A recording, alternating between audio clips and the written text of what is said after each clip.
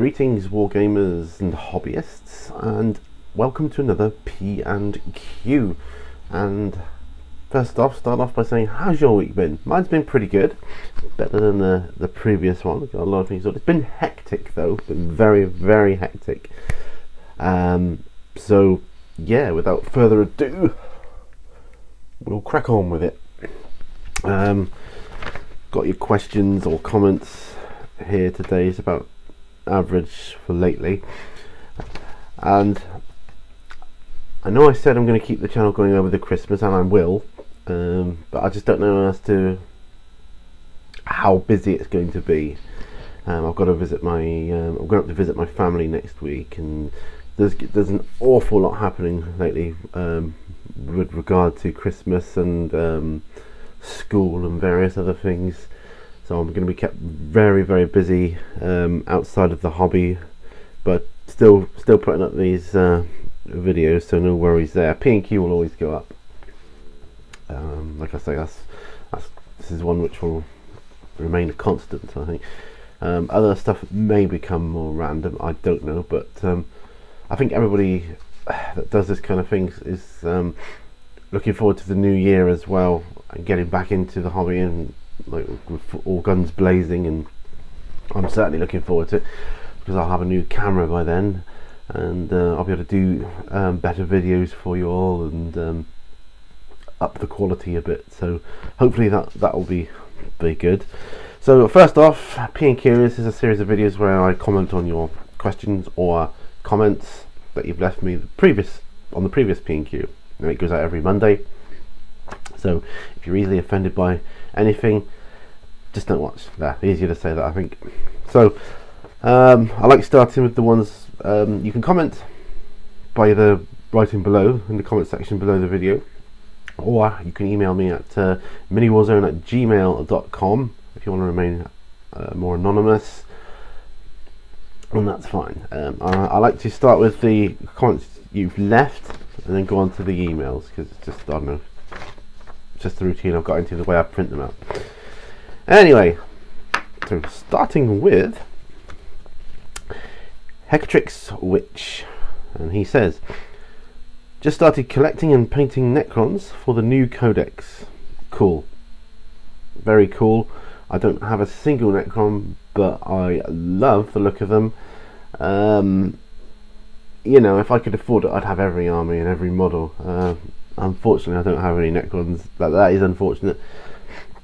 I can see that changing in the future, though, because they're just so cool, and they make for cool story interjections as well. That particular army, because they can crop up here and there. I like armies with an edge that are different. For example, a Dark Eldar, where my tag name Hecatrix Witch comes from. Also, Chaos, massive Chaos fan.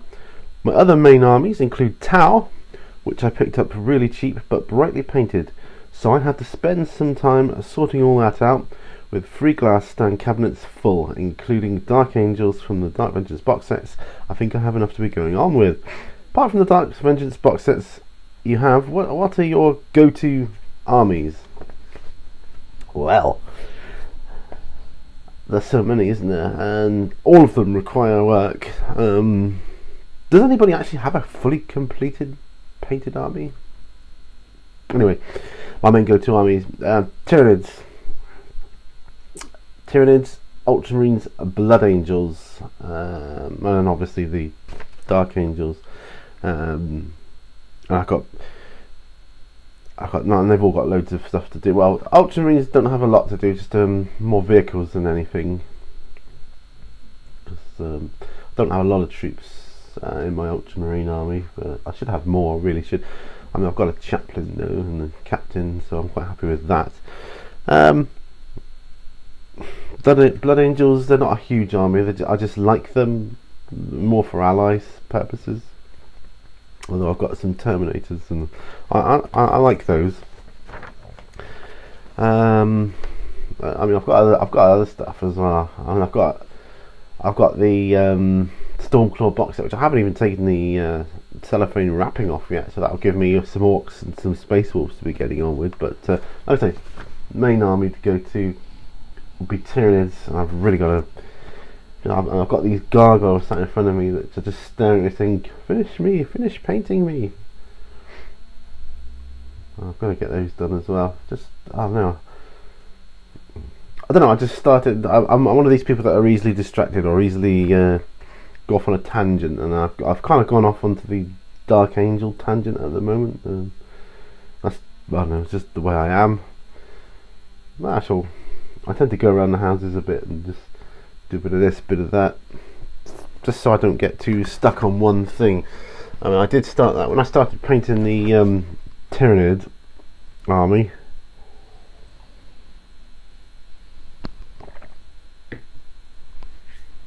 I started with loads of gaunts and termagants and homagants, and it's like, oh, another one. I'm just so bored with doing this now, and this same colour. But I'm intending to do a showcase army showcase next year, and my Tyranid army, I'm going to be explaining my Tyranid army because there's something a little bit different about it. Well, I haven't seen anybody else have a Tyranid army quite the same as mine yet. I've yet to see one, so I'll be explaining that all in the showcase army.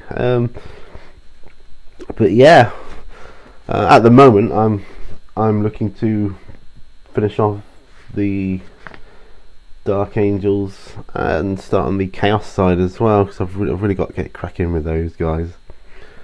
And I've got the odd model as well. I keep showing this one. I keep doing different bits every time, and it's Celestine Living State. I'll just pop this light on, might help you see. Don't know. Really isn't a very good camera for it. And I got her sort of wing or cloak to go on the backpack there. It's coming along nicely anyway. Nice metal model. And the Canoness. Another one which I'm quite tough with, and she'll start looking good, better when once I've got the bases done. And that's the thing, isn't it? Once you've got the bases done on a lot of the models, they start looking more completed, don't they? Let's get that out of the way. But yeah, hopefully that answers your question. Okay, the Lone Ranger says, do you think this is becoming less of a hobby for everyone and more of a collection based hobby, like say stamp collecting? With all these limited get them whilst you can on pre-order releases Games Workshop keeps pushing out. I don't know any other gaming hobby which doesn't let everyone have the opportunity to collect everything if they so wish, and it's just really annoying me at the moment. What are your thoughts on this? Well, that is just another prime example of the strangeness of the whole business strategy. I don't know why they do it. It's just weird. I don't know why would a company do that. Surely that would, lose them revenue, because I'm in the same position. The stuff I wanted to get, but within minutes of going on pre-order it's sold out, and it's crazy. That's it. Can't get it anymore, or you get these idiots on eBay buying them up, all of them in one, 10 of them, and then selling them for like 10 times the price, and that's just wrong. That's just not fair. I don't know. I don't know why they do it. It annoys me too, though. Do I think it's becoming less of a hobby for everyone and more of a collection-based hobby? I don't know if it's becoming more of that. I think it's always been that way, inclined, from what I've seen, the age groups and so on. I think the Games Workshop, I think Warhammer in particular, gives you more scope for doing that. I think a lot of people do just collect the models. I even know some people that just like the stories and read the stories, and they have a couple of the books and the artwork and stuff, and they're not really into the models. Some people just want to game. They're not even bothered if their models are painted or not. I mean, I can't do that. I like a bit of everything. it seems that you spend more time painting, I suppose, than anything, because it just takes so long, whereas just play a game and then it's done. But I think it's really worth putting the extra effort in to get your models painted up, because when you do come to play with them, it just gives it a more cinematic feel, and it just looks awesome. Even if you're just playing for fun, and you're not filming it or anything like that, you just want to play, but it just, I don't know, it adds to the experience, I think. So yeah, I think it's always been that way. Like, for instance, myself, I may look at collecting Warhammer Fantasy but not playing it, whereas Warhammer 40k, I want to collect it and paint it and play it. I want to do all of those aspects. That's not to say I won't ever play Warhammer Fantasy, but for the most part I'll probably just collect it. You got to make choices in your hobbies, and you can't do it all. And I choose to play, or I choose to do more on the 40k side. But if I was to choose to start playing fantasy or another game, could be another game, then 40k would probably become more of a collection based hobby for me. I'd stick them all in cabinets and things and just have them on display. I'm into photography a little bit as well, so I'll probably set them up and just do photography with them, because they make great photographs. Yeah. Anyway, moving on to the emails now. Right, here we go. Are the bells jingling yet? LMAO. That's from last week. I haven't got a clue what you're on about. What I meant was, are you feeling the Christmas cheer yet? Wow.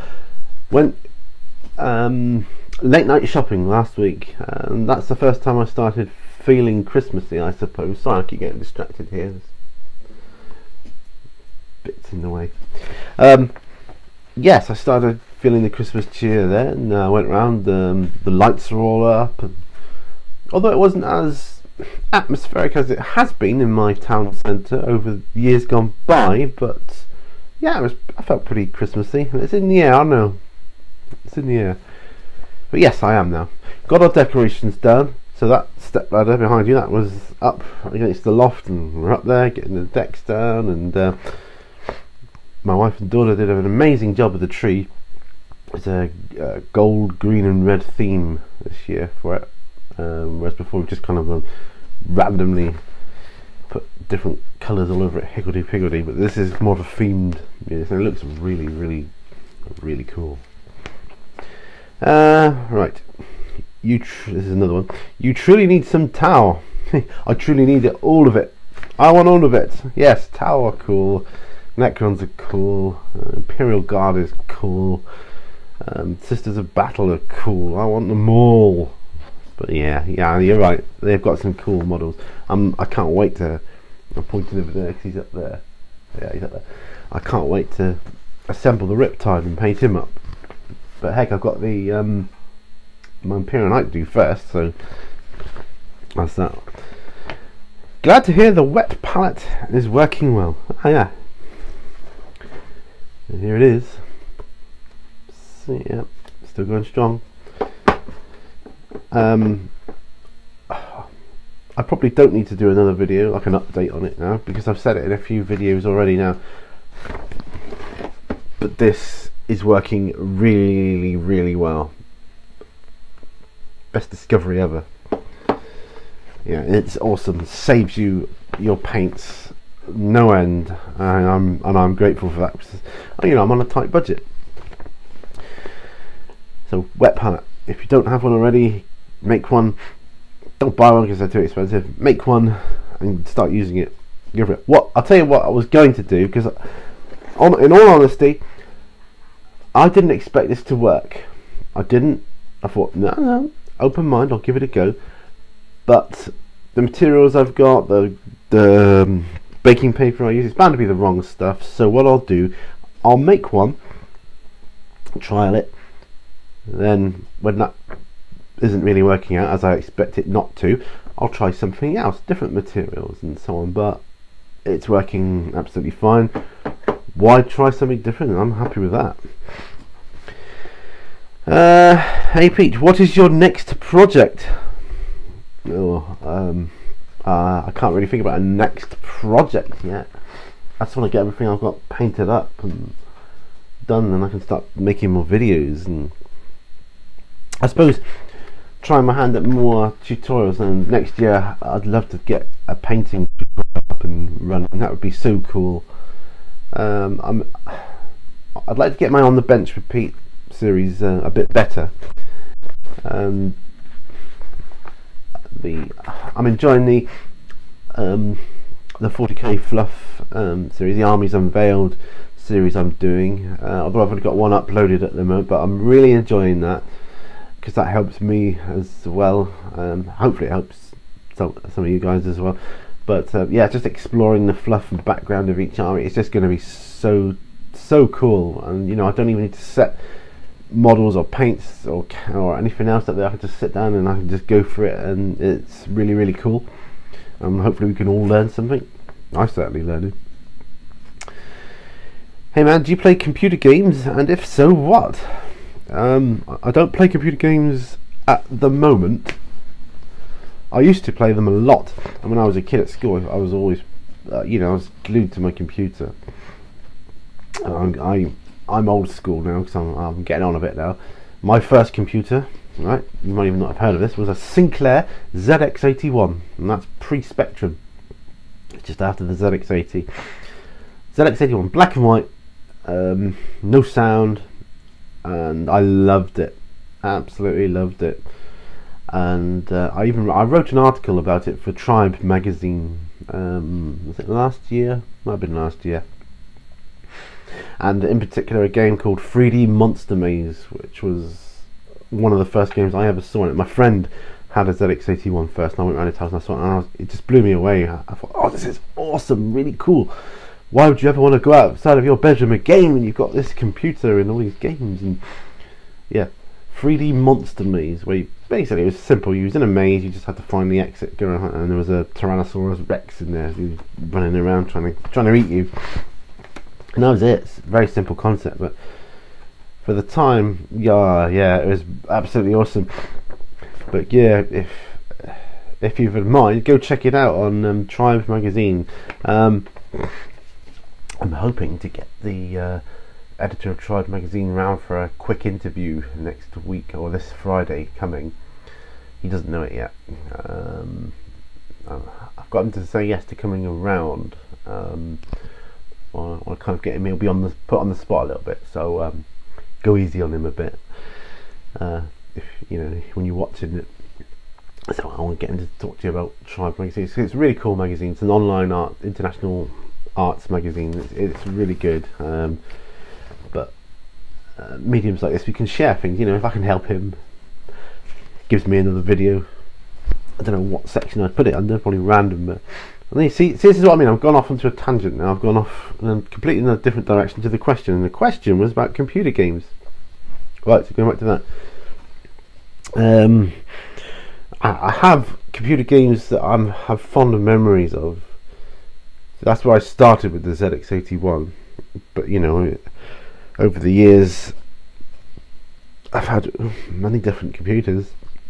This is all 8-bit stuff. I had Spectrum, Commodore 64, friend of the VIC-20. You probably never heard of any of these. It's before. This is whilst I was at school. All this kind of stuff. Toshiba MSX. They're just really cool, and I have fond memories of them and the times that I played those games in. I would just see the games now, and I probably think they were complete pants, but. Up here, very very fond of memories. And if I ever see a screenshot of things, Jet Set Willy, for example, that's a classic example of a game that wasted many hours of your time. Well, I didn't consider it being wasted time because it was so cool for the time. Anyway,